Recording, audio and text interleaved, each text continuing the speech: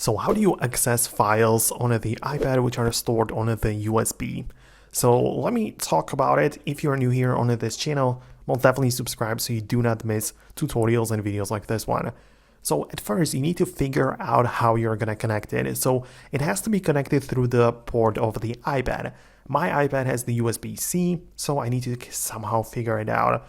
If you have like a USB-C stick, you can, put it and plug it into your iPad right away, but perhaps you'll need to use a different connector or, some kind of accessory. So for example, it might be something like this where I connect it to the iPad and it has like different ports where I can connect some different things to it, like an SD card or a USB-A, the regular one.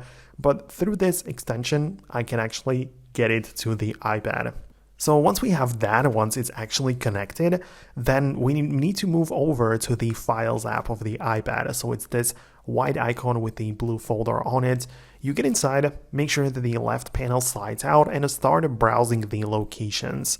So locations are like these different places. So for example, it's the local storage of the iPad, or it's the iCloud storage, or the Google Drive right here. But the point is that if you successfully connected your USB, it should appear to be part of these locations. So one of them should be the actual USB.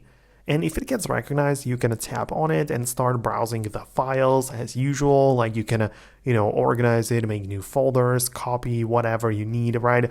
That's how it works. But the connection, figuring out that part is the most crucial, because then you can do whatever you want with these like files here. So let me know if you managed to successfully do this on your iPad.